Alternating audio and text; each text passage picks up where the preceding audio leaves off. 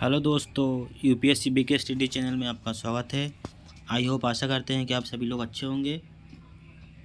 दोस्तों, हम MPPSC pre unit 5 polity में जो मूल अधिकार के बारे में पढ़ रहे थे उसको आगे कंटिन्यू करते हैं। दोस्तों, प्रेरणा और दैहिक स्वतंत्रता का अर्थ है आर्टिकल 21 में दिया गया है। दोस्तों, प्रेरणा और दैहिक स्वतंत्रता का अर्थ इसमें बताया गया। दोस्तों, प्रेरणा का अर्थ केवल पशुवत अस्तित्व और जीवित रहना नहीं बल्कि उसके अंतर्गत मानवीय गरिमा के साथ जीने का अधिकार है। दैहिक स्वतंत्रता के अंतर्गत मनुष्य की वे सब दैहिक स्वतंत्रता आती हैं जो अनुच्छेद 19 में सम्मिलित नहीं है। दोस्तों, किसी बाद में सर्वोच्च न्यायालय ने निर्णय दिया कि महिला कर्मियों को अनुपीड़न, लैंगिक समानता, प्राण एवं दैहिक स्वतंत्रता के अधिकारों को अतिक्रमण की श्रेणी में आता है।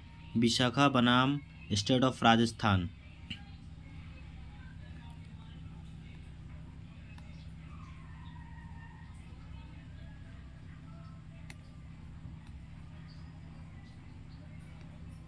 दोस्तों, चैनल में नए हो तो चैनल को सब्सक्राइब कर दीजिए, बेल आइकन को दबाना ना भूलें। दोस्तों, लाइक कर दीजिएगा वीडियो को।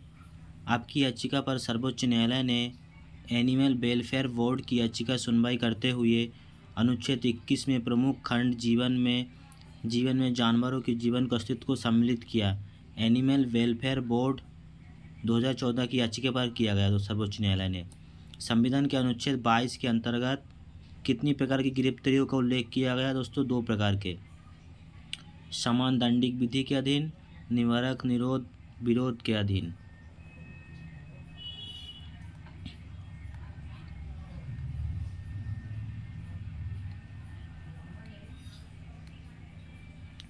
किसे अनुच्छेद 22 का संरक्षण नहीं मिलता? अन्य विदेशी शत्रु और निवारक निरोध की विधि के अधीन निरुद्ध व्यक्ति। भारतीय संविधान की किस समय निवारक निरोध की व्यवस्था लागू करता है? आपात, शांति, दोनों समय में। भारत में निवारक निरोध को संवैधानिक दर्जा प्रदान करने का उद्देश्य क्या है? देश की एकता, अखंडता और समाज विरोधी सुरक्षा को क्षति पहुंचाने वाले तत्व को नियंत्रित करना। भारत के संविधान को निरोध संवैधानिक दर्जा प्रदान करने का उद्देश्य क्या है?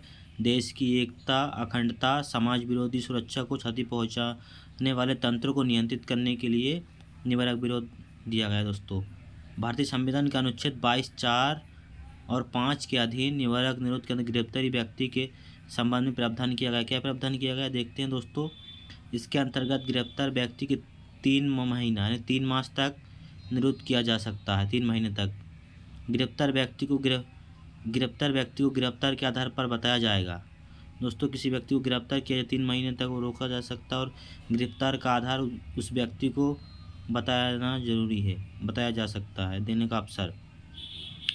विरुद्ध व्यक्ति को निरोध आदेश के विरुद्ध अभ्यवेदन करने का अवसर दिया जाना चाहिए, यानी कि उसको अपने विरुद्ध वकील या साक्ष्य प्रस्तुत करने का अधिकार है। निवारक निरोध के अधीन गिरफ्तार व्यक्ति को किन दशाओं में 3 माह की अवधि निरुद्ध किया जा सकता है? सलाहकार बोर्ड की राय में। दोस्तों, 3 माह तक उसको गिरफ्तार रखा जा सकता है सलाहकार बोर्ड की राय। सलाहकार बोर्ड में कौन होते हैं? उच्च न्यायालय के न्यायाधीश अध्यक्षता करते हैं। आगे बढ़ते हैं। दोस्तों, शोषण के विरुद्ध अधिकार। अनुच्छेद 23 और 24 दो ही बस अनुच्छेद आता है शोषण के विरुद्ध। अनुच्छेद 23 और 24। संविधान का कौन सा अनुच्छेद श्रमिकों को पर्याप्त मजदूर ना दिए जाने का उल्लंघन होता है? अनुच्छेद 23। संविधान के किस अनुच्छेद के तहत कारखानों आदि में बालकों के नियोजन का प्रतिषेध करता है? अनुच्छेद 24। बाल संरक्षण अधिकार अधिनियम कब बना? 2005 में बना। बाल अधिकार संरक्षण कब गठन किया? 2007 में गठन किया गया। यदि राज्य दुर्भिक्ष के कारण न्यूनतम मजदूरी में कम देता है तो संविधान किस अनुच्छेद का उल्लंघन होगा? अनुच्छेद 23 का। किस प्रकार के आदेश बालाश्रम के अंतर्गत नहीं आता है? दोस्तों, जो बालाश्रम यानी बाल श्रम है उसी के बारे में बताया गया है। बालाश्रम के अंतर्गत नहीं आएगा।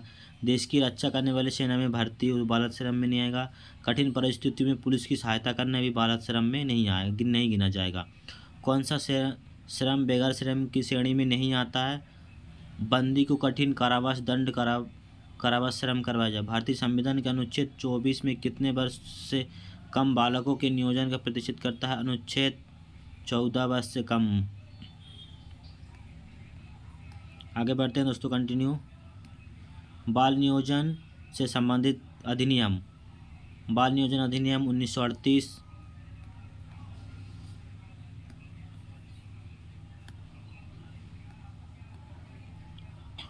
दोस्तों बाल संरक्षण अधिनियम की कानून बना उसी के बारे में दिया गया है।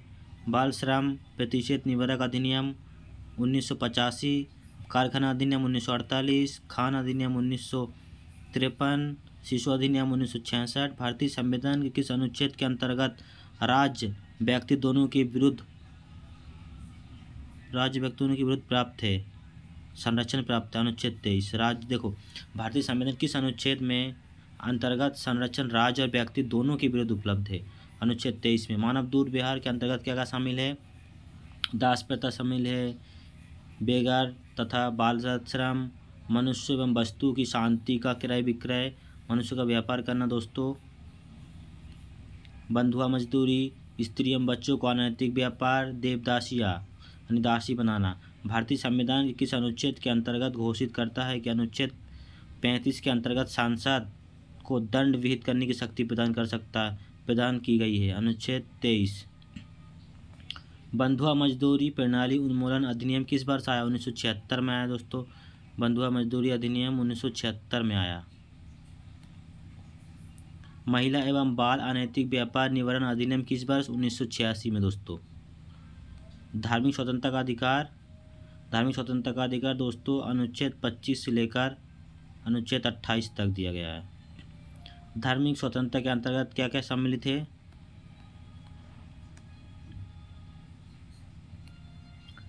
धर्म प्रचार करने की अधिकार, सिखों को कृपाण धारण करने का अधिकार, राज्यों को समाज सुधारक विधि निर्माण करने का अधिकार।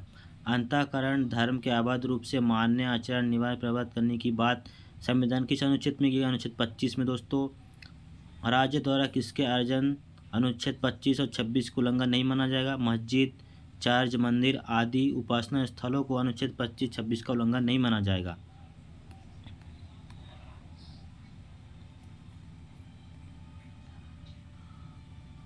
भारतीय संविधान के किस अनुच्छेद में धार्मिक कार्यों के प्रावधान किया गया? अनुच्छेद 26 में।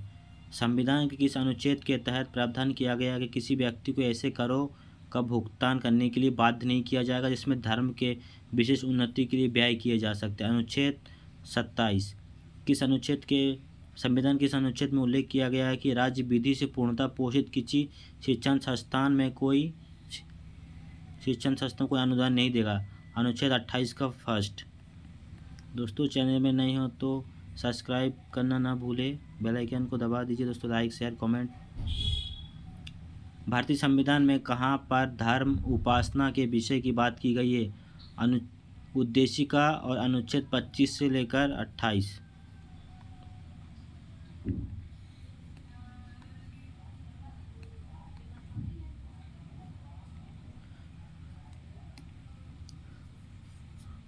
भारतीय संविधान में कहाँ धर्म उपासना की बात की गई? उद्देशिका में किया गया। धर्म उपासना अनुच्छेद 25 और 28 में भी किया गया। भारतीय संविधान के अनुच्छेद 25-28 धार्मिक स्वतंत्रता किसे दिया गया? सभी व्यक्तियों को, अब विदेशियों को भी दिया गया दोस्तों धार्मिक अधिकार। पंथनिरपेक्ष शब्द किस संविधान संशोधन में किया गया? 42वां संविधान संशोधन 1976 में पंथनिरपेक्ष शब्द को जोड़ा गया। पंथनिरपेक्ष का अर्थ क्या है? राज्य सभी धर्मों के प्रति तटस्थ और निष्पक्ष व्यवहार करेगा, भेदभाव नहीं करेगा। अनुच्छेद 25(1) के अनुसार राज्य किन आधारों पर व्यक्ति की धार्मिक विधि और निर्बंधन आरोपित कर सकता है? लोक व्यवस्था के आधार पर, स्वास्थ्य के आधार पर, सदाचार के आधार पर प्रतिबंध लगा सकता, धार्मिक कार्यों में प्रतिबंध लगा सकता है।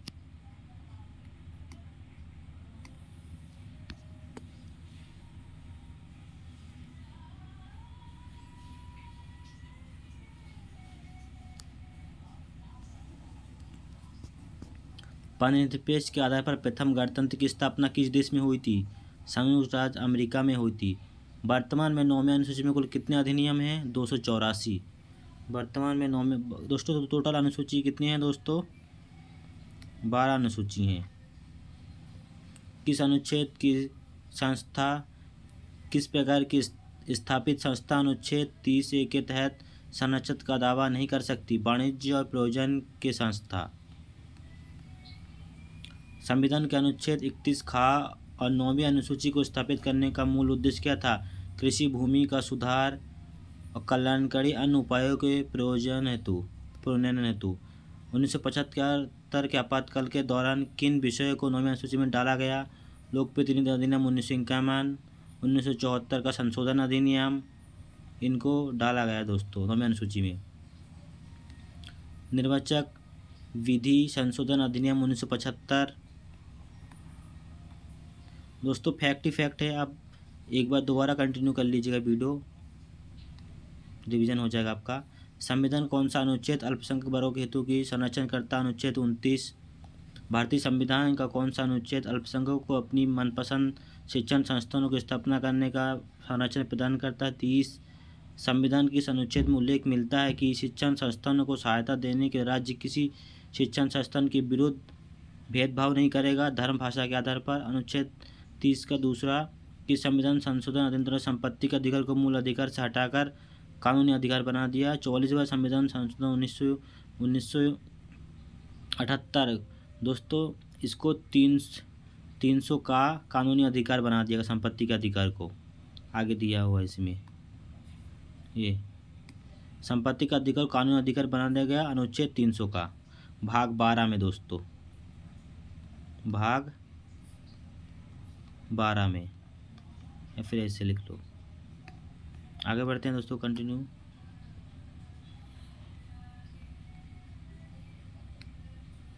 भारतीय संविधान के इस अनुच्छेद में 9वीं अनुसूची को अधिनियम को संरक्षण प्राप्त है। अनुच्छेद 31 खा के तहत संविधान में विधानों का अनुच्छेद का संरक्षण प्राप्त है। किसी संपत्ति प्रबंधन राज्य द्वारा दिया जाना, राज्य द्वारा संपत्ति का अर्जन, कंपनियों का सम्मेलन, निदेशक और शेयरों का अधिकारियों का निर्वाचन उपंतरण, खनिज पट्टों का निर्वाचन उपंतरण। दोस्तों आगे बढ़ते हैं। ऐसे अधिनियम जिन्हें न्यायालय ने शून्य घोषित कर दिया संविधान के किस अनुच्छेद के तहत फिर से स्थापित किए जाएंगे? अनुच्छेद 31 खा के अंतर्गत। दोस्तों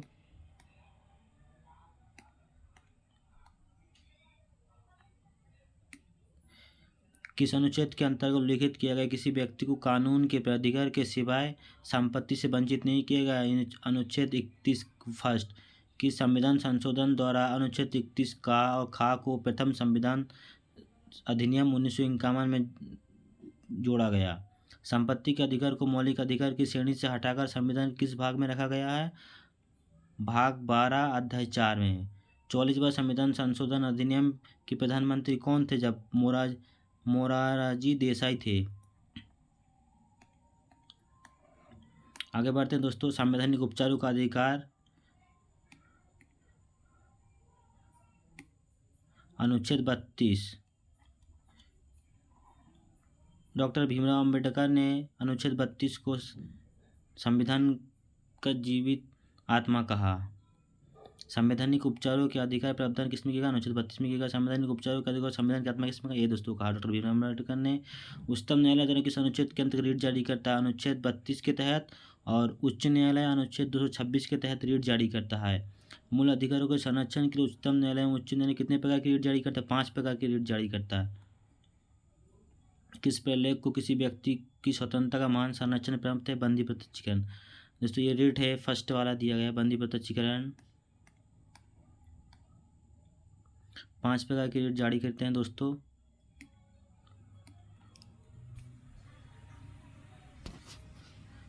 किस प्रकार के व्यक्ति को स्वतंत्रता का महान संरक्षक माना जाता है? बंदी प्रत्यक्षीकरण को।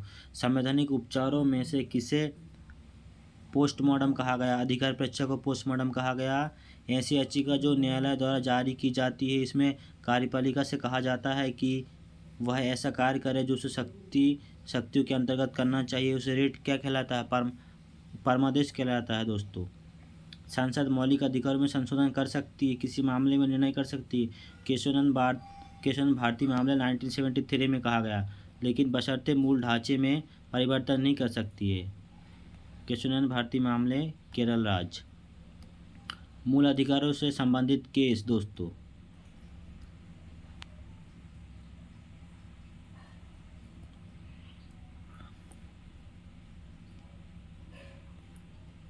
ए गोपाल सिंह बनाम मद्रास राज्य 1950, गोलकनाथ बनाम पंजाब राज्य 1967, केशवानंद भारतीय मामले केरल राज्य 1973, मिनर्वा मिल्स मामले भारत संघ 1980।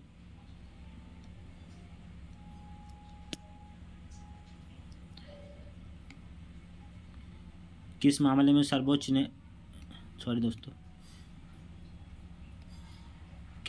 सर्वोच्च न्यायालय ने निर्णय दिया कि किसी भी राष्ट्र को राष्ट्रीय गान गाने के लिए बाध्य नहीं किया जाएगा? बिजोई एमेनुअल बनाम केरल राज्य 1986। सर्वोच्च न्यायालय ने आधारभूत ढांचे का सिद्धांत किस बात में दिया गया? केशवानंद भारतीय मामले बनाम केरल राज्य 1973।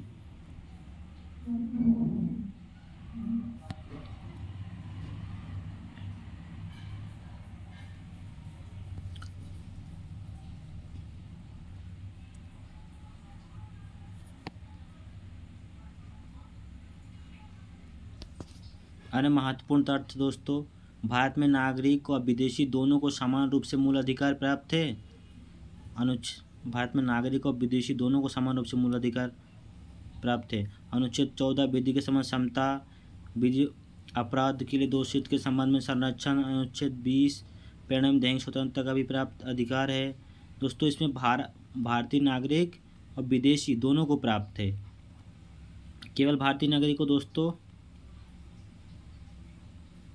अनुच्छेद 14 नहीं दोस्तों, अनुच्छेद 15, 16, 19, 29 और 30 प्राप्त है दोस्तों।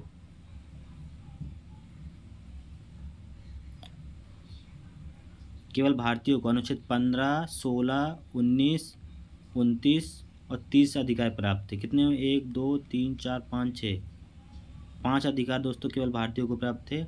और इसमें भारतीय प्लस विदेशी दोनों को प्राप्त है दोस्तों अधिकार। उसमें अनुच्छेद 14, अनुच्छेद 20, अनुच्छेद 21 जो कि ब्रह्मास्त्र कहलाता है, शिक्षा का अधिकार अनुच्छेद 21 का, शोषण के विरुद्ध अधिकार अनुच्छेद 23 का सेकेंड, धर्म के आधार पर धर्म की स्वतंत्रता अनुच्छेद 25, 26, 28। भारत में रहने वाला ब्रिटिश नागरिक किस आधार पर दावा नहीं कर सकता? व्यापार और व्यवसाय के आधार पर स्वतंत्रता का अधिकार।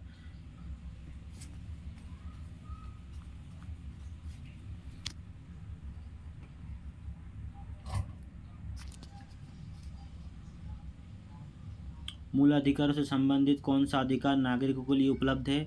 संवैधानिक निराकरण का अधिकार। सेवा के अधिकार की अवधारणा किस देश से ली गई है? ग्रेट ब्रिटेन से ली गई है।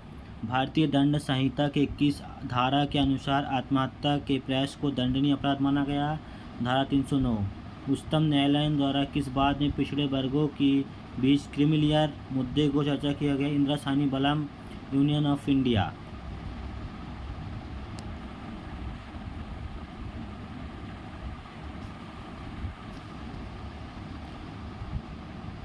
किस बात में स्पष्ट किया गया कि संविधान के भाग 3 में मूल अधिकार अंतर्निहित है, उन्हें संवैधानिक कानूनी रूप से समाप्त नहीं किया जा सकता? गोलकनाथ बनाम पंजाब राज्य।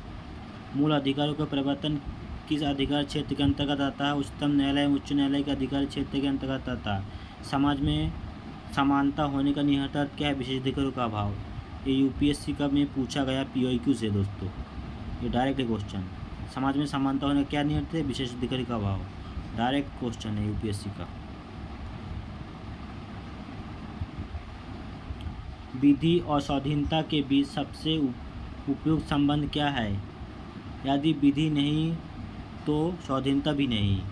किस बात में पिछड़ेपन का निर्धारण के जाति को सुसंगत बताया गया? इंदिरा साहनी बनाम भारत 1993। अस्पृश्यता अपराध निबंध 1955 को किस नाम से जाना जाता है? सिविल अधिकार संरक्षण अधिनियम जाना जाता है। बंदी प्रत्यक्षीकरण को परिभाषा लिया गया, लैटिन भाषा से लिया गया। बंदी प्रत्यक्षीकरण का शाब्दिक अर्थ क्या है? बंदी व्यक्ति को प्रस्तुत करना। परमादेश रीट न्यायालय द्वारा किसे जारी किया जाता है? सार्वजनिक अधिकारियों को जारी किया जाता है।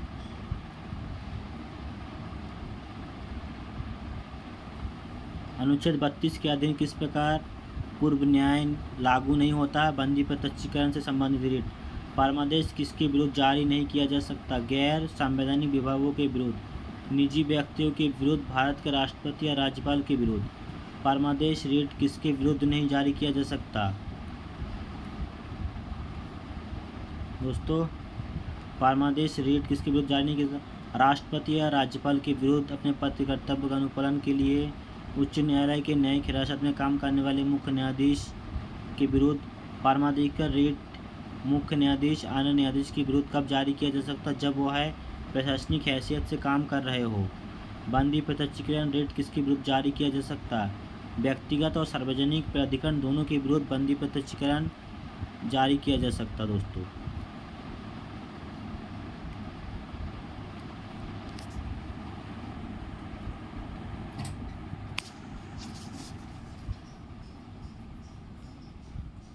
प्रतिषेध रिट किसके विरुद्ध जारी किया जा सकता है? न्यायिक एवं अर्धन्यायिक प्राधिकरणों के विरुद्ध। किस बात में 93वें संविधान संशोधन को संवैधानिक घोषित किया गया? अशोक ठाकुर बनाम भारत संघ। निवारक निरोध के आधार पर गिरफ्तार व्यक्ति को कौन सा अधिकार प्राप्त है? अभ्यवेदन के अवसर पर गिरफ्तारी जानने का अधिकार। संविधान की सूची में निवारक निरोध शामिल किया गया समावर्ती सूची में। दोस्तों,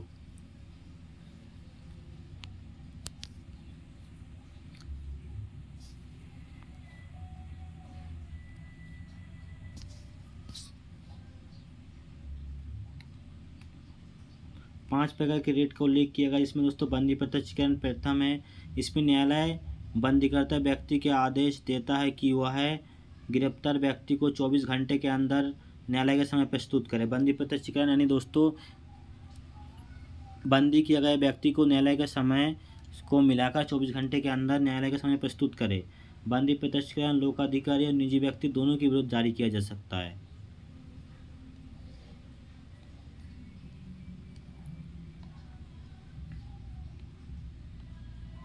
प्रेरण एवं दैहिक स्वतंत्रता का अधिकार अनुच्छेद 21 में मूल बंदी प्रत्यक्षीकरण में निहित है। परमादेश दूसरा रेट हम आदेश देते हैं यह नियंत्रण है कि जिसे न्यायालय द्वारा सार्वजनिक अधिकारियों को जारी किया जाता है कि उनसे कार्य को ना करने के संबंध में पूछा जा सकता है। प्रतिषेध इसका अर्थ है रोकना। इसे किसी उच्च न्यायालय द्वारा अधीनस्थ न्यायालयों को या अधिकारियों को अपने न्याय क्षेत्र से उच्च न्यायिक कार्यों को रोकने के विरुद्ध जारी किया जाता है। उत्प्रेषण इसके द्वारा प्रमाणित होना या सूचना देना, प्रकट होना। किसी उच्च न्यायालय द्वारा किसी अधीनस्थ न्यायालय में न्यायिक निकायों को अपनी अधिकारिता के उल्लंघन कर रहा है और रोकने के विरुद्ध जारी किया जाता है। अधिकार परीक्षा दोस्तों,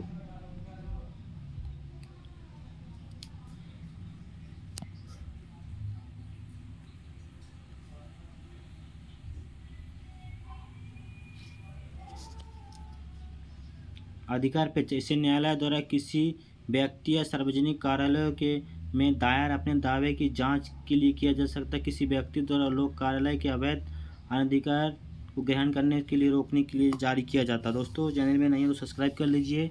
फैक्ट बहुत ज़्यादा है, प्री फोकस वारंटी से दोस्तों, इसलिए फैक्ट बहुत ज़्यादा है। आप दोबारा एक बार कंटिन्यू कर लीजिएगा, तब का रिवीजन हो जाएगा। सेवा से संबंधित मामलों में व्यक्ति की सबसे पहली धारणा होती है उच्च न्यायालय में। दोस्तों, UPSC Hindi studies Telegram channel में आपको पीडीएफ मिल जाएगा। कौन सी रिटें अधीनस्थ न्यायालय के विरुद्ध जारी किया जा सकता है? प्रतिषेध उत्प्रेषण रिट। कार्यवाही के दौरान कार्यवाही को रोकने के लिए कौन सी रिट जारी किया जाता है? प्रतिषेध रिट। कौन सी रिट कार्यवाही की समाप्ति पर निर्णय को रद्द करने हेतु जारी किया जाता है? उत्प्रेषण रिट। कौन सी रिट विधायिका, कार्यपालिका या प्रशासनिक प्राधिकरणों के विरुद्ध जारी नहीं किया जा सकता? उत्प्रेषण या प्रतिषेध रिट। कौन सी रिट केवल वरिष्ठ न्यायालय द्वारा जारी किया जा सकता है? उत्प्रेषण रिट वरिष्ठ न्यायालय द्वारा जारी किया जा सकता है। आगे बढ़ते हैं दोस्तों। रिट में मुख्य अंतर क्या है दोस्तों? परमादेश सक्रिय होने का आदेश देता है, प्रतिषेध निष्क्रिय होने बनाता है। परमादेश साधारणतः प्रशासनिक अधिकारियों को संबोधन करता है। उत्प्रेषण और प्रतिषेध साधारणतः न्यायालय और अधिकारियों को नियंत्रित करता है। प्रतिषेध का उद्देश्य निवारण या रोकना होता है। उत्प्रेषण का उद्देश्य निवारक उपचार करना दोनों है। प्रतिषेध पूर्ववर्ती प्रकरण द्वारा जारी किया जाता है जब यह मामला समाप्त हुआ हो। उत्प्रेषण रेट कार्रवाई की समाप्ति पर निर्णय को रद्द करने के लिए जारी किया जाता है। आगे बढ़ते हैं दोस्तों। भारतीय संविधान के अनुच्छेद 34 में प्रावधान किया गया है कि भारत के किसी राज्य क्षेत्र में सेना विद्या लागू होने पर सांसद की विधि मानने के बारे में। अनुच्छेद 35 के अंतर्गत कुछ विशेष मूलाधिकारों को प्रभावी करने के लिए विधि निर्माण की शक्ति किसमें है? केवल संसद में है।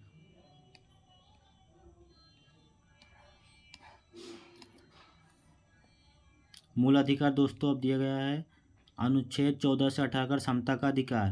अनुच्छेद 14 में आएगा विधि के समझ समानता। अनुच्छेद 15 में आएगा धर्म, मूल, वंश, जाति, लिंग, जन्म स्थान के आधार पर भेदभाव नहीं किया जाएगा। अनुच्छेद 16 लोक नियोजन के विषय में समता। अनुच्छेद 17 अस्पृश्यता का अंत। डायरेक्टली पूछ लेते हैं दोस्तों। अनुच्छेद 17 में अस्पृश्यता का अंत क्या? अनुच्छेद 17 में 18 में उपाधियों का अंत। देखो दोस्तों, इसमें पहले दिया गया समानता का अधिकार अनुच्छेद 14 से लेकर 18 और स्वतंत्रता का अधिकार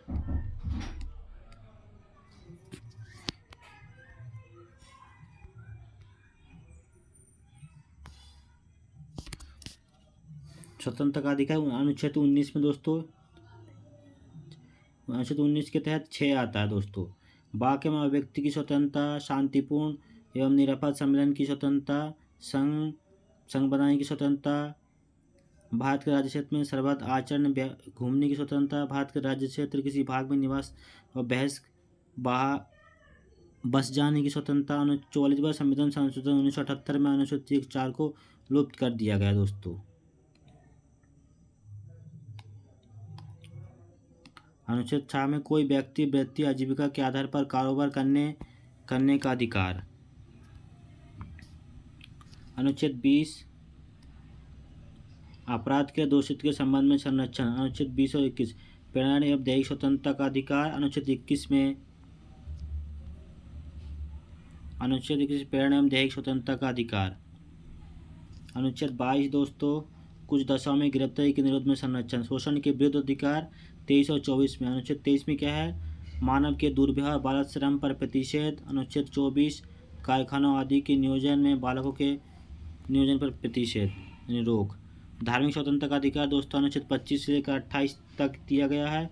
अनुच्छेद 25 में अंतःकरण और धर्म के अवैध रूप से मानने का आचरण और प्रचार करने की स्वतंत्रता। अनुच्छेद 26 धार्मिक कार्यों के प्रबंधन की स्वतंत्रता। अनुच्छेद 27 किसी विशिष्ट धर्म अभिव्यक्ति के कार्यों के संदेह के बारे में स्वतंत्रता। अनुच्छेद 28 कुछ शिक्षा संस्थानों में धार्मिक शिक्षा और धार्मिक उपासना की उपस्थिति होने के बारे में स्वतंत्रता। आगे बढ़ते हैं दोस्तों। संवैधानिक उपचारों, संस्कृति एवं शिक्षा का अधिकार। अनुच्छेद 29 और 30। अनुच्छेद 29 में अल्पसंख्यकों के वर्गों के हेतु की संरक्षण। अनुच्छेद 30 शिक्षण संस्थानों की स्थापना प्रशासन करने अल्पसंख्यक वर्गों का अधिकार। अनुच्छेद 31 संपत्ति का अनिवार्य अर्जन केवल कानूनी अधिकार। अनुच्छेद 32 संवैधानिक उपचारों का अधिकार, जिसे डॉक्टर भीमराव अम्बेडकर ने संविधान का आत्मा कहा 32 को। दोस्तों मूल अधिकार खत्म होता है। अब अगला चैप्टर दोस्तों DPSP directive principle of state policy, ये आ गया है। मूल अधिकार अब खत्म हो गया है।